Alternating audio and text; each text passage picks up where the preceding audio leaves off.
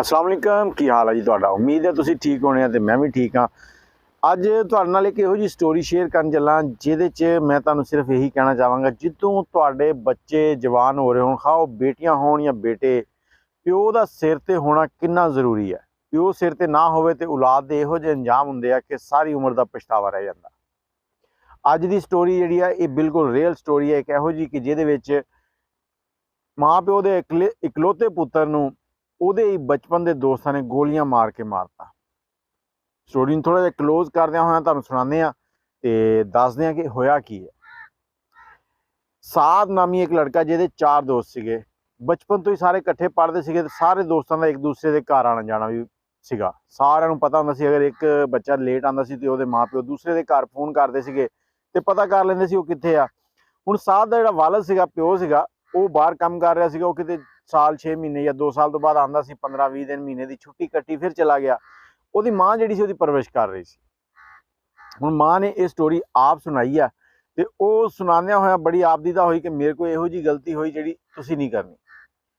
ਕਈ ਜਗ੍ਹਾ ਇਹੋ ਜਿਹੀਆਂ ਹੁੰਦੀਆਂ ਜਿੱਥੇ ਸਾਡੇ ਬੱਚੇ ਗਲਤੀ ਕਰਦੇ ਆ ਤੇ ਅਸੀਂ ਬੱਚਿਆਂ ਨੂੰ ਡਾਇਰੈਕਟ ਗੱਲ ਕਰਨ ਦੀ ਬਜਾਏ ਉਹਦੇ ਦੋਸਤਾਂ ਦੇ ਨਾਲ ਗੱਲ ਕਰਦੇ ਆ ਕਿ ਤੁਸੀਂ ਇਹਨੂੰ ਸਮਝਾਓ, ਤੁਸੀਂ ਇਹਨੂੰ ਇਸ ਤਰ੍ਹਾਂ ਕਰੋ, ਤੁਸੀਂ ਇਹ ਕਰ ਰਿਹਾ, ਇਹ ਕਰ ਰਿਹਾ, ਤੇ ਉਹ ਕਈ ਵਾਰੀ ਬੜੀ ਗਲਤ ਹੋ ਜਾਂਦੀ ਹੈ। साध मैट्रिक पास कर ली तो उस बाद FA चला गया। सारे दोस्त कट्ठे इक्को क्लास च ते उत्थे कुड़ियां मुंडे हो गए कट्ठे। जो कुड़ियां मुंडे कट्ठे होए तो क्लास दे विच सारे ने आना जाना, बड़ी गहरी दोस्ती, लंच, स्कूल टाइम, हर टाइम एक दूसरे नाल शेयरिंग होनी ते एक दूसरे दे घर भी जाना। उस क्लास एक लड़की सी, बड़ी खूबसूरत सी ते ओहदी इन्हां दे नाल हो गई दोस्ती। इन्हां दे नाल दोस्ती होई ते साध जिहड़ा सीगा दूसरे दोस्तां नूं छड्ड के उस लड़की नूं टाइम जिहड़ा ओह ज़्यादा देण लग पिया। ਹੁਣ ਇਹ ਜਿਹੜੀ ਗੱਲ ਸੀਗੀ ਉਹਦੇ ਦੋਸਤਾਂ ਨੂੰ ਪਸੰਦ ਨਹੀਂ ਆਈ। ਇੱਥੋਂ ਥੋੜਾ ਜਿਹਾ ਕੰਮ ਜਿਹੜਾ ਵਿਗੜਨਾ ਸ਼ੁਰੂ ਹੋ ਗਿਆ, ਜੈਲਸੀ ਸ਼ੁਰੂ ਹੋ ਗਈ ਕਿ ਇਹ ਸਾਡਾ ਦੋਸਤ ਸਾਨੂੰ ਟਾਈਮ ਨਹੀਂ ਦਿੰਦਾ ਤੇ ਉਸ ਕੁੜੀ ਨੂੰ ਕਿਉਂ ਟਾਈਮ ਦਿੰਦਾ। ਹੁਣ ਇਸ ਮਾਮਲੇ ਨੂੰ ਲੈਂਦਿਆਂ ਹੋਇਆਂ ਉਹਨਾਂ ਨੇ ਸਾਧ ਦੇ ਨਾਲ ਮੇਲ ਮਿਲਾਪ ਵੀ ਥੋੜਾ ਜਿਹਾ ਘੱਟ ਕਰ ਦਿੱਤਾ। ਇੱਕ ਦੋ ਵਾਰੀ ਉਹਨਾਂ ਨੇ ਉਹਨੂੰ ਸਮਝਾਇਆ ਵੀ, ਲੇਕਿਨ ਉਹਨੇ ਕਿਹਾ ਜੀ ਤੁਸੀਂ ਆਪਣਾ ਕੰਮ ਕਰੋ, ਮੈਨੂੰ ਜ਼ਿਆਦਾ ਤੰਗ ਨਾ ਕਰੋ। ਔਰ ਇਸੇ ਦੌਰਾਨ ਮਾਮਲਾ ਚੱਲਦੇ ਰਹੇ ਤੇ ਸਾਧ ਦਾ ਪੜ੍ਹਾਈ ਦੇ ਵਿੱਚ ਵੀ ਧਿਆਨ ਜਿਹੜਾ ਨਾ ਘਟਦਾ ਗਿਆ। ਉਹਦੇ ਨੰਬਰ ਵੀ ਘੱਟ ਆਣੇ। ਉਹਦੀ ਵਾਲਦਾ ਨੇ ਉਹਦੇ ਦੋਸਤਾਂ ਨੂੰ ਕਿਹਾ, ਉਹਦੇ ਦੋਸਤਾਂ ਨੇ ਸਾਧ ਨੂੰ ਸਮਝਾਇਆ, ਸਮਝਾਉਣ ਤੋਂ ਬਾਅਦ ਉਹ ਨਹੀਂ ਸਮਝਿਆ ਤੇ ਉਹਨੇ ਕਿਹਾ ਨਹੀਂ ਜੀ ਤੁਸੀਂ ਮੇਰੇ ਕਿਸੇ ਵੀ ਮਾਮਲੇ 'ਚ ਇੰਟਰਫੇਅਰ ਨਹੀਂ ਕਰਨਾ।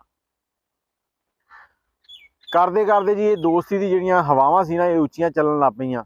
ਜਦੋਂ ਉੱਚੀਆਂ ਚੱਲੀਆਂ ਤੇ ਇਸੇ ਦੌਰਾਨ ਜਿਹੜੀ ਸਾਧ ਦੀ ਦੋਸਤ ਸੀ ਨਾ, ਉਹਦੇ ਭਾਈ ਜਿਹੜੇ ਸੀ, ਉਹਦੇ ਭਰਾ ਸੀ, ਉਹਨਾਂ ਨੂੰ ਪਤਾ ਲੱਗਾ ਤੇ ਉਹਨਾਂ ਨੇ ਸਾਧ ਦੀ ਥੋੜੀ ਜਿਹੀ ਧੁਲਾਈ ਵੀ ਕੀਤੀ। ਉਹਨੂੰ ਥੋੜਾ ਜਿਹਾ ਮਾਰਿਆ ਮੂਰਿਆ ਵੀ। ਇਹ ਗੱਲ ਉਹਦੀ ਮਾਂ ਤੱਕ ਵੀ ਪਹੁੰਚ ਗਈ ਤੇ ਉਸ ਤੋਂ ਬਾਅਦ ਸਾਧ ਜਿਹੜਾ ਥੋੜਾ ਡਿਸਟਰਬ ਰਹਿਣ ਲੱਗ ਪਿਆ। ਉਹਨੇ ਸਿਗਰਟ ਨੋਸ਼ੀ ਵੀ ਸ਼ੁਰੂ ਕਰ ਦਿੱਤੀ। ਉਹਦੀ ਮਾਂ ਨੇ ਸਿਗਰਟ ਵਗੈਰਾ ਵੀ ਵੇਖੀ। ਫਿਰ ਉਹਦੇ ਦੋਸਤਾਂ ਨੂੰ ਸਮਝਾਇਆ। ਉਹਦੇ ਦੋਸਤਾਂ ਨੇ ਸਾਧ ਨੂੰ ਜਾ ਕੇ ਕਿਹਾ ਯਾਰ ਇਹ ਕੰਮ ਬਹੁਤ ਵੱਧ ਗਿਆ, ਹੁਣ ਤੇਰੀ ਦੇਖ ਉਹਦੇ ਭਰਾਵਾਂ ਦੇ ਨਾਲ ਵੀ ਬਹਿਸ ਹੋ ਚੁੱਕੀ ਹੈ ਤੇ ਤੂੰ ਇਸ ਮਾਮਲੇ ਨੂੰ ਜਿਹੜਾ ਨਾ ਸਕਿਪ ਕਰ ਦੇ, ਕਿ ਇਹਨੂੰ ਛੱਡ ਦੇ, ਇਹਦੇ 'ਚ ਇੱਜ਼ਤ ਨਹੀਂ ਰਹੀ। ਲੇਕਿਨ ਸਾਧ ਸਾਹਿਬ ਦੇ ਦਿਮਾਗ ਦੇ ਉੱਤੇ ਇਸ਼ਕ ਦਾ ਭੂਤ ਸਵਾਰ ਸੀਗਾ। ਘਰ 'ਚ ਪਿਓ ਹੈ ਨਹੀਂ ਸੀ ਜਿਹੜਾ ਉਹਨੂੰ ਸਮਝਾਵੇ ਬਿਠਾ ਕੇ, ਤੇ ਦੋਸਤਾਂ ਦੀ ਗੱਲ ਉਹਦੇ ਸਮਝ ਨਹੀਂ ਆ ਰਹੀ ਸੀ ਤੇ ਮਾਂ ਕੋਲ ਇੰਨੀ ਹਿੰਮਤ ਨਹੀਂ ਹੋ ਰਹੀ ਸੀ ਕਿ ਉਹਨੂੰ ਡਾਇਰੈਕਟ ਗੱਲ ਕਰਕੇ ਸਿੱਧੀ ਤਰ੍ਹਾਂ ਸਮਝਾ ਲਵੇ ਕਿ ਤੂੰ ਇਹ ਕੰਮ ਨਹੀਂ ਕਰਨਾ। ਮਾਂ ਦਾ ਉਹ ਲਾਡਲਾ ਸੀਗਾ, ਇਕਲੌਤਾ ਪੁੱਤਰ ਸੀਗਾ।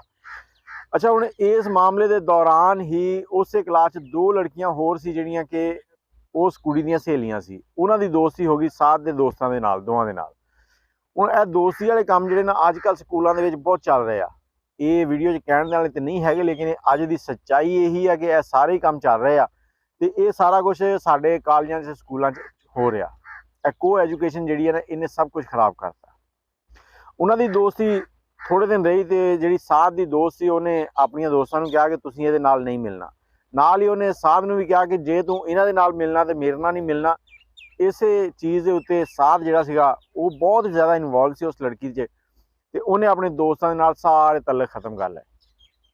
ਉਹਦੀਆਂ ਦੋਸਤਾਂ ਜਿਹੜੀਆਂ ਸੀਗੀਆਂ ਉਹਨਾਂ ਨੇ ਵੀ ਉਹਦੇ ਸਾਧ ਦੇ ਦੋਸਤਾਂ ਦੇ ਨਾਲ ਤਾਲੁਕ ਖਤਮ ਕਰ ਲਏ। ਇੱਕ ਦਿਨ ਉਹਦੇ ਦੋਸਤਾਂ ਨੇ ਵੇਖਿਆ ਕਿ ਸਾਧ ਤੇ ਉਹ ਲੜਕੀ ਗੱਡੀ ਜਾ ਰਹੇ ਆਈਸਕ੍ਰੀਮ ਖਾਣ ਤੇ ਨਾਲ ਹੀ ਉਹ 2 ਲੜਕੀਆਂ ਵੀ ਬੈਠੀਆਂ ਜਿਹੜੀਆਂ ਕਿ ਉਹਨਾਂ ਦੀਆਂ ਫਰੈਂਡ ਸੀਗੀਆਂ ਤੇ ਇਸ ਟਾਈਮ ਉਹ ਸਾਧ ਦੇ ਨਾਲ ਜਾ ਰਹੀਆਂ। ਇਸ ਚੀਜ਼ ਦੇ ਉੱਤੋਂ ਉਹ ਬੜੇ ਹੀ ਖਫਾ ਹੋਏ।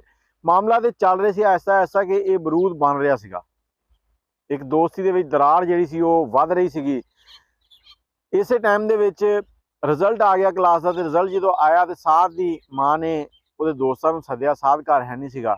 ਉਹਨੇ ਉਹਨਾਂ ਨਾਲ ਗੱਲ ਕੀਤੀ ਤੇ ਦੋਸਤਾਂ ਨੇ ਕੁਛ ਆਪਣਾ ਜਿਹੜਾ ਸੀਗਾ ਨਾ ਪੜਾਸ ਉਹ ਵੀ ਕੱਢੀ, ਕੋਈ ਕੋਲੋਂ ਲਾਈਆਂ, ਕੁਝ ਸੱਚੀਆਂ ਉਹਦੀ ਮਾਂ ਨੂੰ ਦਸੀਆਂ ਮਾਂ ਨੂੰ ਬੜਾ ਗੁੱਸਾ ਆਇਆ ਤੇ ਮਾਂ ਨੇ ਜਦੋਂ ਪੁੱਤਰ ਆਇਆ ਨਾ ਤੇ ਉਹਨੂੰ ਪੁੱਛਿਆ ਤੇ ਉਹਨੇ ਜਦੋਂ ਗੱਲ ਕੀਤੀ ਤੇ ਪੁੱਤਰ ਨੂੰ ਵੀ ਬੜਾ ਗੁੱਸਾ ਆਇਆ ਕਿ ਮੈਂ ਇਹਨਾਂ ਨੂੰ ਕਿਹਾ ਸੀ ਮੇਰੇ ਮਾਮਲਾ 'ਚ ਇੰਟਰਫੇਅਰ ਨਹੀਂ ਕਰਨਾ ਤੇ ਇਹ ਕਿਉਂ ਆਏ ਸਾਡੇ ਘਰ।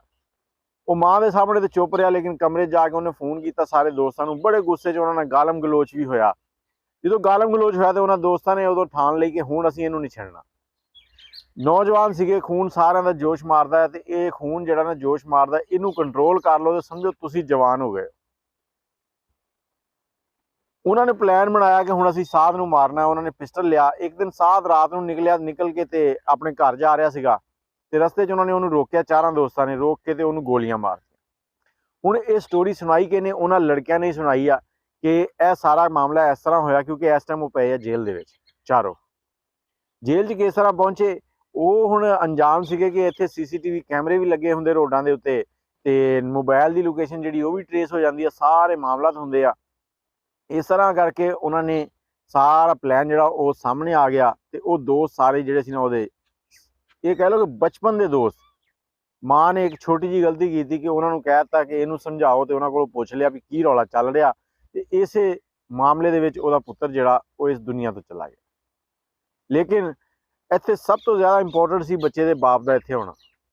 ਸਾਡੇ ਮੁਲਕ ਦੇ ਵਿੱਚ ਰੋਜ਼ਗਾਰ ਦੀ ਕਮੀ ਹੈ। ਲੋਕ ਅੱਛੇ ਰੋਜ਼ਗਾਰ ਲਈ ਕਿ ਬੱਚੇ ਜਿਹੜੇ ਸਾਡੇ ਇਹ ਅੱਛੀ ਜ਼ਿੰਦਗੀ ਗੁਜ਼ਾਰਨ, ਇਹਨਾਂ ਦਾ ਮੁਸਤਕਬਲ ਸੈੱਟ ਹੋ ਜਾਵੇ, ਕੱਲ੍ਹ ਨੂੰ ਇਹਨਾਂ ਨੂੰ ਅੱਛੀ ਨੌਕਰੀ ਮਿਲ ਜਾਵੇ ਤੇ ਇਸ ਚੱਕਰ ਦੇ ਵਿੱਚ ਬਾਹਰ ਜਾਂਦੇ ਆ ਤੇ ਕਮਾਈ ਕਰਦੇ ਆ। ਲੇਕਿਨ ਪਿੱਛੇ ਜਿਹੜੇ ਬਾਪ ਬਾਹਰ ਹੁੰਦੇ ਨਾ, ਔਲਾਦਾਂ ਜਿਹੜੀਆਂ ਵਿਗੜ ਜਾਂਦੀਆਂ। 100 ਚੋਂ 80% ਬੱਚੇ ਇਹੋ ਜਿਹੇ ਹੁੰਦੇ ਜਿਹੜੇ ਕਿ ਨਸ਼ੇ ਦੇ ਵਿੱਚ ਲੱਗ ਜਾਂਦੇ ਆ ਤੇ ਨਸ਼ੇ ਦੇ ਅਡਿਕਟਡ ਹੋ ਜਾਂਦੇ ਆ। ਨਸ਼ਾ ਕਰ ਕਰਕੇ ਆਪਣੀ ਜ਼ਿੰਦਗੀ ਤਬਾਹ ਕਰ ਲੈਂਦੇ। ਜਦੋਂ ਪਿਓ ਬਾਹਰੋਂ ਕੰਮ ਛੱਡ ਕੇ ਆਉਂਦਾ ਤਾਂ ਅੱਗੇ ਆ ਕੇ ਵੇਖਦਾ ਕਿ ਮੇਰੇ ਬੱਚੇ ਤੇ ਵੈਸੇ ਹੀ ਨਕਾਰਾ ਹੋ ਚੁੱਕੇ ਨਸ਼ੇ ਦੀ ਲੱਤ ਦੇ ਵਿੱਚ, ਤੇ ਉਹਦੇ ਵਾਸਤੇ ਇਹ ਲਮਹਾ ਫਿਕਰੀਆ ਬਣ ਜਾਂਦਾ ਕਿ ਮੈਂ ਸਾਰੀ ਜ਼ਿੰਦਗੀ ਕੀਤਾ ਕੀ ਹੈ, ਕਿ ਮੇਰੇ ਬੱਚੇ ਵੀ ਮੇਰੀ ਗੱਲ ਨਹੀਂ ਮੰਨਦੇ ਹੁਣ। ਲਿਹਾਜ਼ਾ ਆਪਣੇ ਬੱਚਿਆਂ ਦੀ ਪਰਵਰਿਸ਼ ਅੱਛੇ ਤਰੀਕੇ ਨਾਲ ਕਰੋ। ਜਿਹੜੇ ਮਾਮਲਾ ਤੁਸੀਂ ਘਰ 'ਚ ਬਹਿ ਕੇ ਸੈੱਟ ਕਰ ਸਕਦੇ ਹੋ ਉਹ ਬਾਹਰ ਨਾ ਕੱਢੋ। ਤੇ ਦੂਸਰਾ, ਇਹ ਜਿਹੜੀਆਂ ਕਾਲਜਾਂ ਦੀਆਂ ਦੋਸਤੀਆਂ ਯਾਰੀਆਂ ਨਾ, ਇਹਨਾਂ ਨੂੰ ਛੱਡ ਦਿਓ, ਇਹਨਾਂ ਦੇ ਚੱਕਰ 'ਚ ਨਾ ਪਾਓ। ਇਹ ਇੱਕ ਨਾ ਇੱਕ ਦਿਨ ਤੁਹਾਡੇ ਵਾਸਤੇ ਇੱਕ ਕਹਿ ਲਓ ਕਿ ਜ਼ਿਲਤ ਦਾ ਜ਼ਰੀਆ ਬਣ ਜਾਣੀ। ਉਮੀਦ ਹੈ ਤੁਹਾਨੂੰ ਵੀਡੀਓ ਦੇ ਵਿੱਚ ਜਿਹੜੀਆਂ ਗੱਲਾਂ ਹੋਈਆਂ ਉਹਨਾਂ ਦੀ ਸਮਝ ਆ ਗਈ ਹੋਣੀ ਆ ਤੇ ਤੁਸੀਂ ਆਪਣੇ ਬੱਚਿਆਂ ਦੇ ਨਾਲ ਆਪਣੀ ਕਮਿਊਨੀਕੇਸ਼ਨ ਜਿਹੜੀ ਉਹ ਬੈਸਟ ਕਰੋਗੇ। ਇਹਦੇ ਨਾਲ ਹੀ ਮੈਨੂੰ ਇਜਾਜ਼ਤ ਦਿਓ। ਦੁਆਵਾਂ ਯਾਦ ਰੱਖਿਓ। ਅੱਲਾ ਹਾਫਿਜ਼।